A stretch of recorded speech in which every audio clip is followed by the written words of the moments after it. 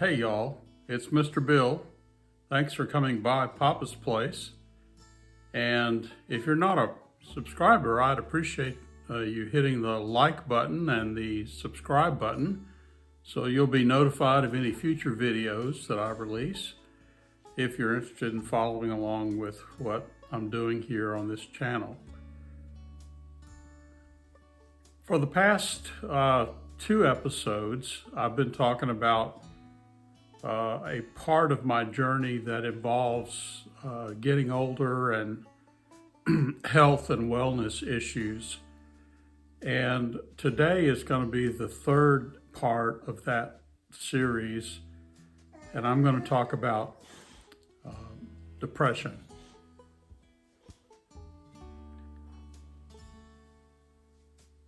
One of the things that we often think about when we get old, I always wanted to be an old person. I told my parents when I was a kid, I said, I can't wait to get old. And I remember telling my friends when I was in my, 20s, teens and 20s and 30s, I just can't wait to get old.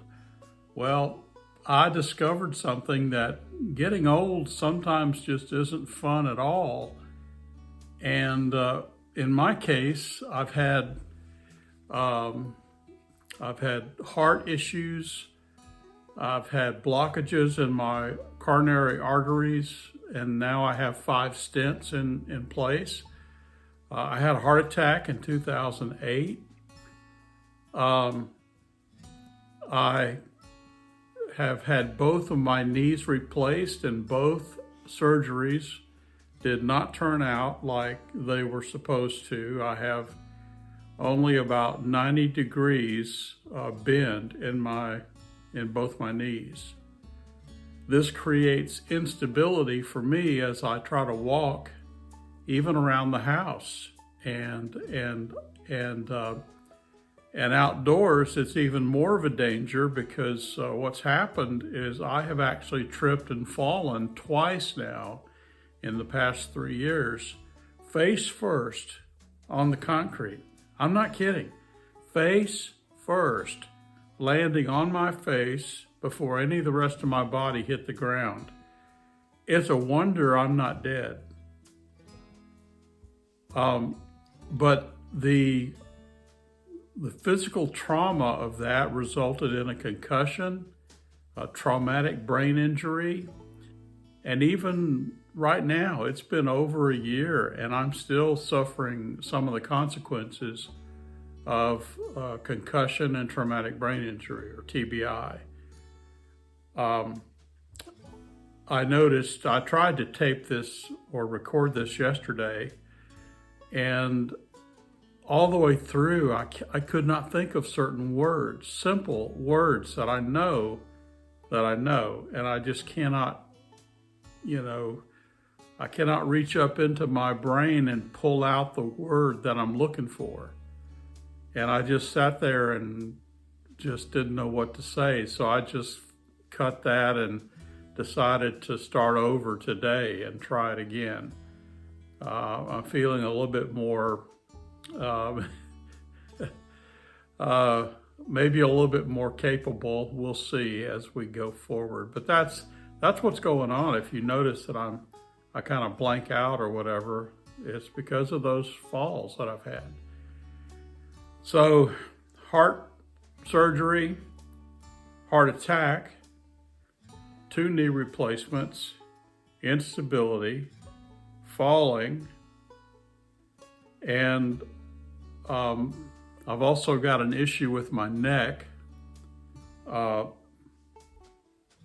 have a condition where the soft tissue in the vertebra are becoming hardened or calcifying, and I've got very little range of motion left to right. I can turn my head that much to the left, that much to the right. I can't look down very far. That's it. And I can only do that looking up. This condition is called DISH, DISH.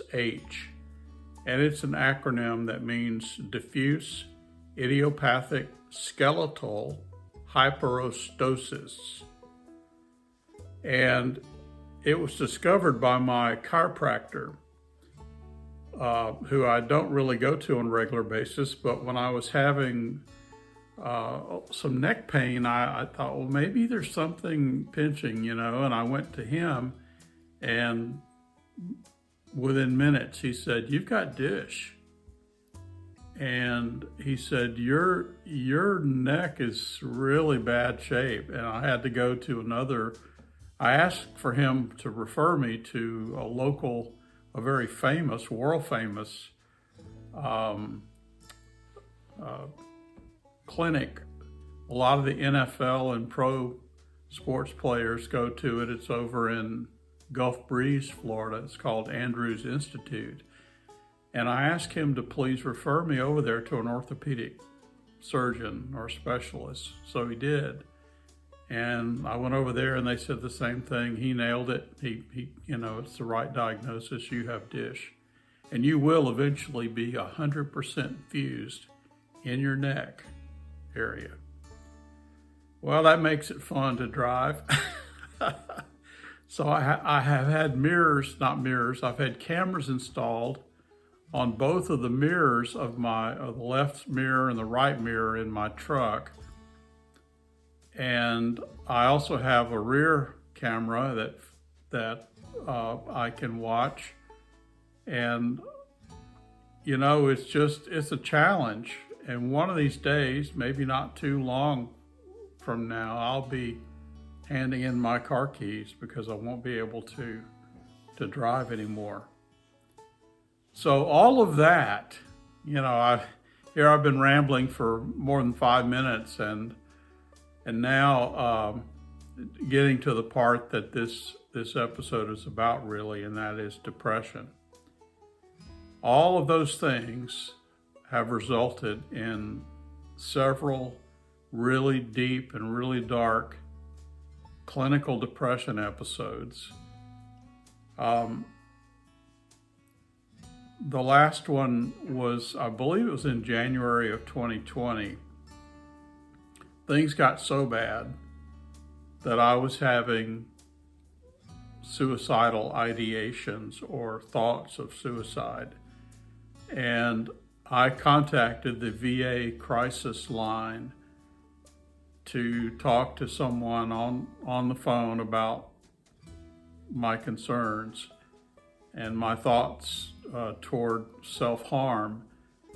And they got me in the next morning to the clinic at the VA, and I was eventually seen by a psychiatrist who, after several visits, told me that I have what's clinically called persistent depressive disorder. Now, that used to be called something else, and I can't think of the name of it right now. It's just, I just can't think of the words. They're, again, an example of my issue with concussion, continuing and ongoing concussion issues. But persistent depressive disorder means that a person has a low level of depression pretty much 24/7, 365 days of the year. It's not enough to debilitate. It's not enough to cause problems with employment or family or marriage or anything like that. However, when you end up with clinical depression on top of that, you then have what the psychiatrists called, or mental health experts call, double depression. And that's what I had. I had double depression. And so I was put on some psychiatric medication called Wellbutrin. And it did help me. It helped me a lot over the next year or year and a half. And about 6 months ago, I decided to go off that medication. So I slowly titrated myself, minor decreases in dosage, and then taking it every other day, and then every third day, and then every fourth day, and getting myself completely off that, because it's not something you can just stop taking, cold turkey. So anyway, depression is an issue that I face almost daily. Well, I do face it every day, but some days are worse than others. And it makes life very difficult. There are other issues involved with health, but those are the three big ones. The heart disease, the orthopedic stuff, my knees, my neck, and then thirdly, depression. I wanted to kind of get those out of the way here at the beginning of this series of episodes about my life, because I really probably will need to refer to these things on a regular basis in videos to come. And without knowing this stuff up front, it would be hard to just mention it without going into a long dissertation about it. So I'm gonna stop this 3-part episode today, and this will be the last of the 3 parts of episode 3. So this is episode 3, part 3. It's confusing. And I do hope if you've hung out this long with me that you understand what I'm trying to do is just lay down a video legacy for my grandchildren and family, anyone else that's interested or who knows me. And anyone else is welcome to watch and listen. But I'd love to hear your feedback. If you suffer from any of these things, please leave a comment in the comments section. And if you don't mind, as I said in the beginning, if you don't mind, hit the like button. If you don't like it, hit dislike. I don't care. I'm not going to be a YouTube sensation anyway, so it doesn't matter to me. I'd rather have your honest opinion than no opinion at all. So hit your designated or preferred like or dislike, and then hit the subscribe button. And that way you'll be notified, especially if you hit the like and the bell icon. The bell icon tells YouTube you'd like to be notified some way that I have dropped a new or released a new video. Subscribe simply means that when you go log into your YouTube channel, you'll be notified at that point that there'll be a little red dot or a green dot next to my channel name, Papa's Place, and you'll then know that there's a new video on there for you to review. So anyway, I hope you have a good day, and I hope your aging is maybe less impactful on you than mine has been so far.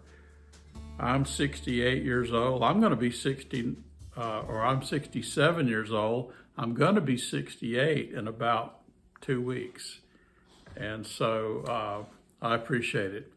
You have a good day, and I'm going to say right now, bye for now.